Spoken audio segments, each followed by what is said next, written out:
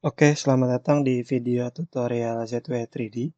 Jadi di video tutorial kali ini saya ingin coba membahas mengenai bagaimana sih memulai ZW 3D. Jadi video ini ditujukan buat teman-teman yang sekarang pakai software DWG ya, DWG mainstream, baik yang mainstream ataupun software-software DWG yang lainnya. Di mana software DWG biasanya berfokus pada 2D ya. Sedangkan software ZW3D ini berfokus pada pembentukan model 3D-nya dulu, baru nanti kita buat 2D-nya secara otomatis. Sehingga ketika ada perubahan di 3D, maka 2D-nya pun berubah secara otomatis. Teman-teman nggak perlu lagi tuh ngerubah pandangan depan, nanti pandangan atasnya lupa dirubah, pandangan sampingnya lupa dirubah, dan seterusnya. Nah, di video kali ini kita akan coba memulai dengan cara yang sederhana, bagaimana membuat benda sederhana, lalu membuat drawingnya, lalu bagaimana ketika bendanya dirubah, lalu drawingnya berubah. Ya. Kita coba buat benda yang sederhana saja. Oke, misalnya di sini ketika kita membuat 3D, kita diminta untuk membuat sketch-nya terlebih dahulu ya. Jadi kita seperti menggambar lah ya. Kertasnya mau ditaruh di mana nih? Di sini ada 3 kertas yang bisa kita pakai. Saya akan pakai kertas XY ya.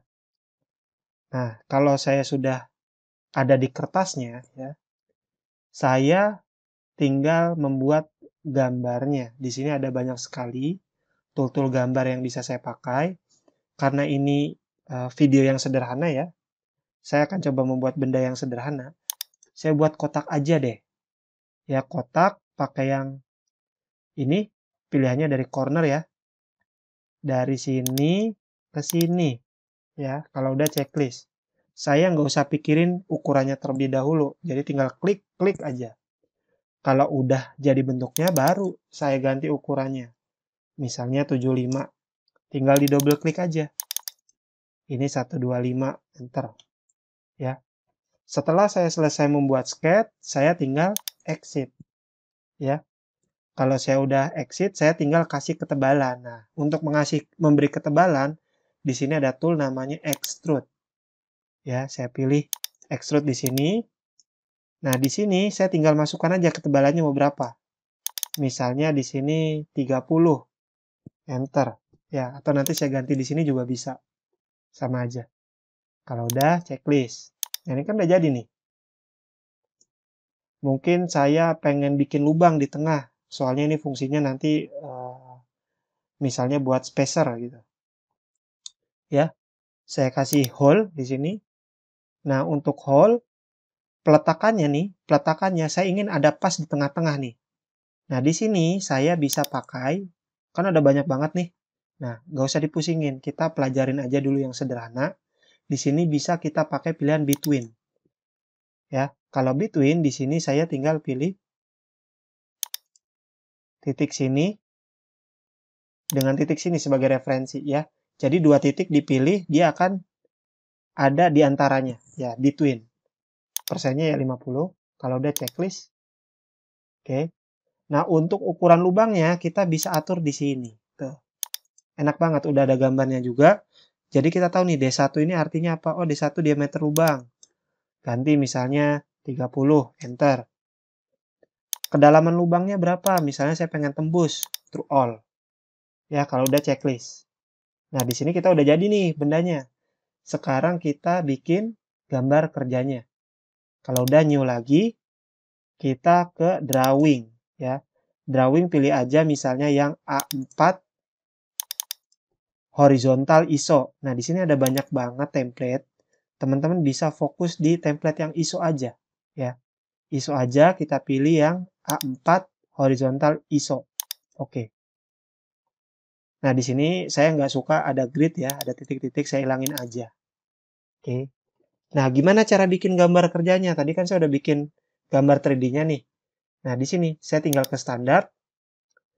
Saya tinggal load ya, kalau saya udah save misalnya, karena ini filenya masih kebuka, saya bisa pilih langsung nih, klik. Tuh. Mau pandangan mana? Pandangan depan, atas, kanan, samping. Ya, saya pakai pandangan atas aja, supaya kelihatan nih profilnya. Kalau udah saya klik, lihat. Pandangan depannya juga tinggal saya klik ke sini. Kalau udah checklist. Gampang kan ya? Nah, sekarang gimana untuk ukurannya? Saya bisa ke dimension, di sini dimension, ya. Sini kasih ketebalan misalnya. Tuh, gampang banget ngasih ukurannya. Ya, kalau udah checklist. Nah, bagaimana kalau ukurannya berubah? Kalau di software DWG mainstream atau di DWG yang lainnya, kita kan harus edit pandangan atasnya, pandangan sampingnya, dan seterusnya. Dan nggak parametrik. Nah, kalau di software ZW 3D, ini enak banget. Misalnya kita mau ganti ukurannya. Kita tinggal sketch ini nih, kita klik kanan. Ini ada dimension nih. So, hide dimension kita klik. Tuh. Kita tinggal ganti nih, misalnya 150. Enter.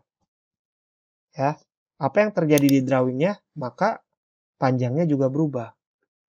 Kalau misalnya tebelnya ganti, extrude-nya kita double klik. Double klik. Nah, misalnya dia 15, enter. Checklist. Tabelnya juga ganti tuh, jadi 15. Nah, sekarang kalau diameternya, lubangnya, kita ganti. Jangan 30, tapi 60.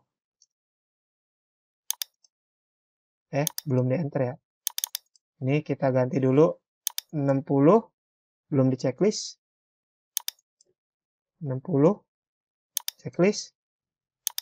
Drawing tuh, berubah juga. Pandangan sampingnya juga ikut berubah tuh. Ya. Jadi ini adalah enaknya menggunakan software yang basisnya 3D, apalagi parametrik. Kalau yang parametrik, di sini historinya terekod ya, terekam gitu. Jadi kita bisa balik kalau kita mau melakukan proses editing sehingga lebih mudah. Baik, itu dulu tutorialnya. Sampai jumpa di video tutorial berikutnya. Kalau kamu punya pertanyaan, silakan ketik di kolom komentar atau hubungi nomor yang ada di video ya. Sampai jumpa di video berikutnya.